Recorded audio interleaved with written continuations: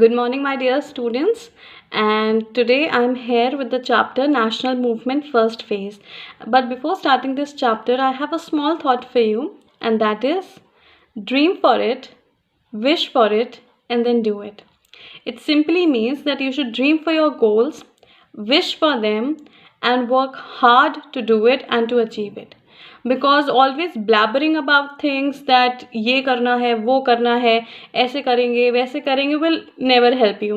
It's better you should shut your mouth and start working for it. Okay, so the chapter that I'm going to start for today is the national movement first phase. Why first phase? Because the entire chapter is divided into two parts. In the first phase, which means in this chapter we will be talking about rise of nationalism, how this feeling of nationalism came into people and what is nationalism, what were the different associations that were formed before the formation of the Indian National Congress, that is known as one of the biggest association that helped all the people at that time to fetch independence. And then also we will be talking about the factors that why this feeling of nationalism came into people and suddenly what happened and what were the factors, what were the immediate factors that led to this feeling of nationalism among the Indians. Clear? And what was the atrocities that were faced by the Indians because of the British rule. Clear? I hope you will be learning this chapter very well, and if there's any problem, do comment down below and please see the video till the last. Okay, so let's get started. Okay, so starting with the national movement first phase, as we all know that the second half of the 19th century led to a political awakening among the people. Why political awakening? Because there was the growth of the feeling of nationalism among people. अब ये question उठेगा कि ma'am nationalism की feeling क्या होती है, मतलब बहुत सुना है कि जैसे today is 31st October, so today is national unity day. And so you are going to tell me what happened on 31st October. I will be waiting for your comments down below. Okay, so basically the feeling of nationalism का मतलब होता है कि a feeling of common identity, that we all belong to a same nation, we all have that commonness amongst all of us. Okay, so this was the strengthening of a common national identity which gave rise to an organized national movement in India. Okay, now it was national in character as it represented the aspirations of the people as whole. Now what happened, that this feeling of nationalism was that people were not divided into caste, gender or regional. They start thinking beyond it. अब कोई अपनी केवल अपने cast के बारे में नहीं सोच रहा था, कोई अपने रिलीजन्स के बारे में नहीं सोच रहा था कि अगर मैं हिंदू हूँ तो केवल हिंदुओं की मदद करूँगा, अगर मैं मुस्लिम हूँ तो केवल मुस्लिम्स की मदद करूँगा, अगर मैं सिख हूँ. कोई भी अपने रिलीजन के बारे में नहीं सोच रहा था, कोई भी अपने रीजन के बारे में नहीं सोच रहा था. सब everybody was thinking beyond it. Okay, now they were thinking कि हमें इंडिया को फ्री करना है, हमें हिंदुस्तान को फ्री करना है, हमें ब्रिटिशर्स को भगाना है, हमें आपस में मिल के आज़ादी लेनी है. Clear? So this is the entire chapter and the entire base on which we will be talking about. Clear? तो अब आई होप नेशनलिज्म का मतलब समझ में आ गया होगा. It was a feeling of national identity और a common identity as a whole, that all the Indians were feeling that they are a part of the same nation. Clear? And they were thinking beyond their regions, religions and their caste. Clear? Okay, now coming to discontent against British rule. अब हम उन factors के बारे में बात करेंगे कि ऐसा क्या हुआ, ऐसे कौन से फैक्टर्स हैं जिस वजह से इंडियंस के अंदर जो है ब्रिटिशर्स के अगेंस्ट हेट्रेड आने लगी. ऐसा क्या क्या होने लगा. ओके, जैसे कि हमने प्रीवियस चैप्टर्स में पढ़ा है, वी ऑल हैव स्टडीड कि there were peasants who had to pay high taxes, और जो इंडियन मार्केट था उसको केवल एक चीप रॉ मटेरियल की तरह यूज़ किया गया. चीप रॉ मटेरियल मतलब कि हमारे यहाँ से जो है रॉ मटेरियल्स लिए गए बहुत ही चीप रेट्स में, और जाके ब्रिटिशर्स ने अपनी कंट्री में उसे बहुत ही हाई रेट्स पे सेल किया. समझ में आया. सो इट बेसिकली मीन्स कि we were used in every sense by the Britishers. ठीक है. And the Britishers never promoted industries in India. They made no attempts in flourishing trade in India. What they were doing was actually they were ruining everything with foreign competition. Clear? Okay, now employment opportunities for the educated Indians were very less, actually there were none. And if we talk about the attitude of the Britishers, it was they had a very superiority complex, and it was the superiority attitude that was adopted by the Britishers that was disliked by everyone. Then certain hospital and parks were reserved for the Europeans. That means Indians in their own country had no access to the parks, hospitals, trains, etc. If I talk about trains, then some compartments, that is the first class, were reserved for the Europeans only. Okay, and the white people can only travel. All these factors resulted in growing opposition to the British rule. अब ये सारे जितने भी factors से combine होके it all acted against to the British rule, which was in a way right also. Okay, now coming to political, administrative and economic unification of the country. See, India was unified under British rule as one unit. The British introduced a uniform system of governance throughout the country's laws, at least in theory, were uniformly applied. Economic life in India became interlinked. People from all parts of the country worked in these industries. By working and traveling together, caste, community, regional feelings began to weaken. A feeling of solidarity, togetherness developed. Now what was happening was there were few industries where all the peoples from all the walks of life and from all the different regions were working together. And जब आप बहुत सारे लोग जो different region से belong करते हैं, different religion से बिलोंग करते हैं, जब वो एक साथ काम करना स्टार्ट करते हैं, तो in a way they start sharing their feeling. Okay, now what happened here? The feeling of unification came up. How did this feeling came up? Because people started to feel and started to share कि हमारे साथ तो Britishers ऐसा behave करते हैं, which is in a way wrong. So a feeling of togetherness started to pop up in people. Okay, and this way it was weakening the British rule in the entire country. Okay, now then there was the spread of modern education. See, the spread of modern education also helped in the rise of nationalistic feeling. The British had introduced modern Western education to prepare some Indians to work at low posts. Now what happened was the biggest barrier at that time with the Britishers and with the Indians was the language barrier.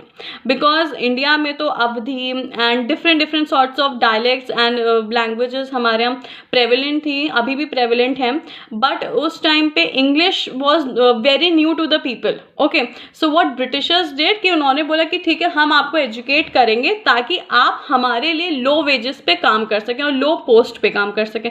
Because in a way C Britishers को क्या चाहिए था कि वो हमेशा top positions को maintain रखे, वो या फिर उनके साथी जो है टॉप चेयर्स पे रहे, यही था, राइट.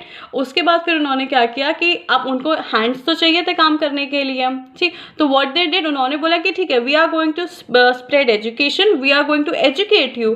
बट और इसमें भी उन्हीं का फ़ायदा था. क्यों? क्योंकि जब जो हमारे जो एजुकेटेड इंडियंस हैं, जब वो एजुकेट होंगे और उनकी लैंग्वेज समझेंगे, तो वो क्या करेंगे, वो उनको काम देंगे लो पोस्ट पे.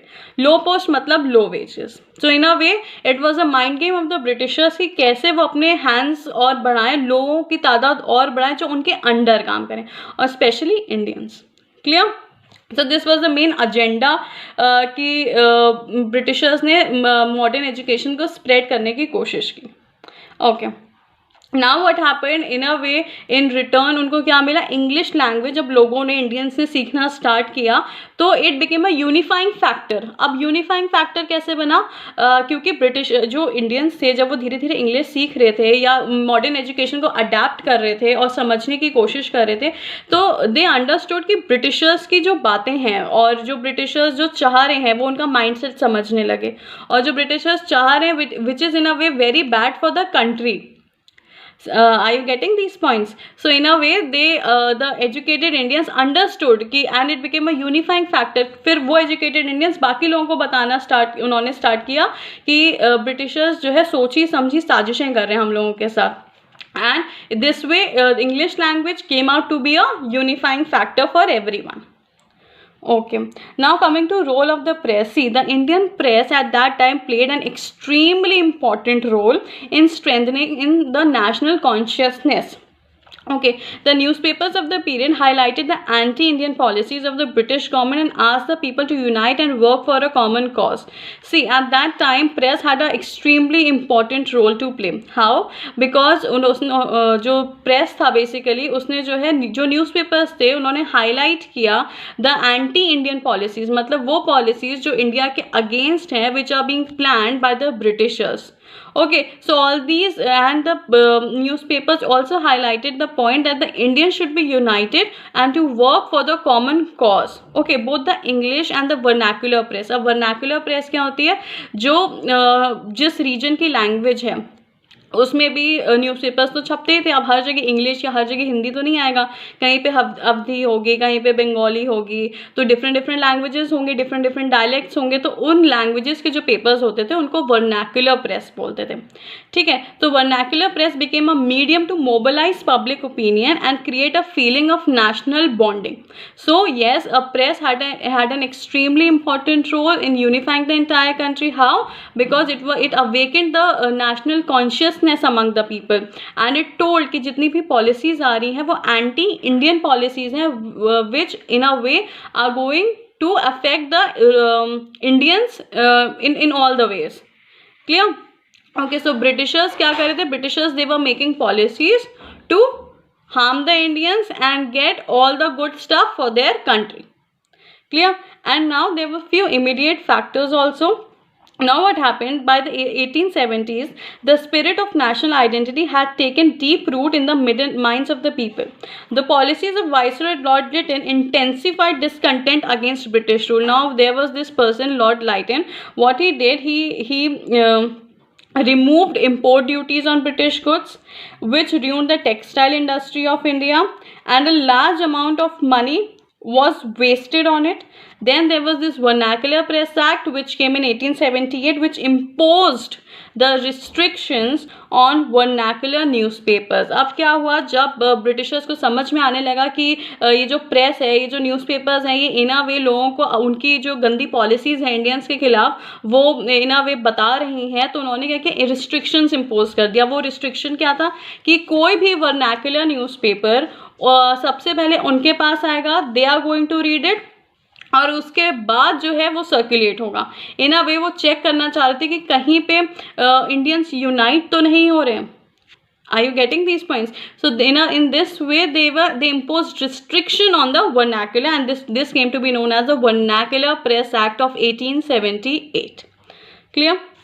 Okay, then there was this Arms Act of 1878 forbade Indians from possessing arms. अब फिर एक Arms Act आई 1878 में, एंड उसका काम ये था, it forbade Indians to keep arms. मतलब अब वो जो weapons हैं, arms होते हैं, वो रख नहीं सकते थे, because British in a way they were scared कि अगर कोई बहुत ही बड़ा revolution हो गया या Indians अचानक से unite हो गए, तो it might be a possibility कि वो 2-3-4 Britishers को तो उड़ा ही दें.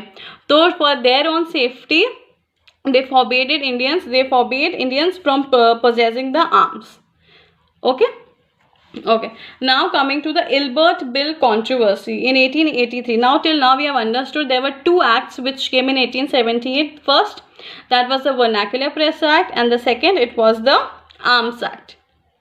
Okay, now coming to Ilbert Bill controversy, in 1883, Lord Ripon's law member Sir Ilbert introduced a bill which later came to be known as Ilbert Bill.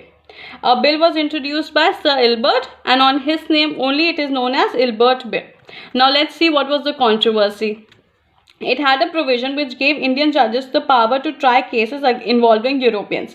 Immediately the whole European community started an agitation opposing the bill. अब क्या हुआ, Sir Ilbert ने एक proposal in a way पास किया और बोला कि जितने भी Indian judges हैं, they have the liability to investigate to try cases involving the Europeans. ठीक है, अब ये Europeans के लिए बहुत डिमीनिंग था. उन्होंने बोला कि अच्छा, अब इंडियन जजेस जिनको हम कुछ नहीं समझते हैं, उनके जजेस के पास ये अथॉरिटी होगी कि वो यूरोपियंस को जो है केसेस ट्राई करें और इन्वेस्टिगेट करें.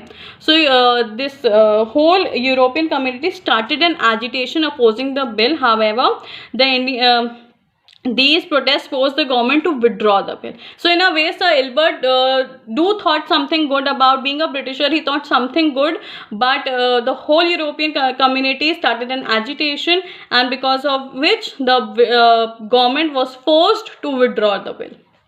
So in a way, to the Indians, it was a proof that they could never expect equality from the British government. So it was another one of those factors which said that Indians cannot, at every point, cannot even think of equality from the British government. Okay, my dear students, I am winding up my part 1 over here, and we will be talking about different political association and also the formation of Indian National Congress in the part 2 of the video. Till then, please read the chapter, and if you have any doubts, do comment below. Thank you.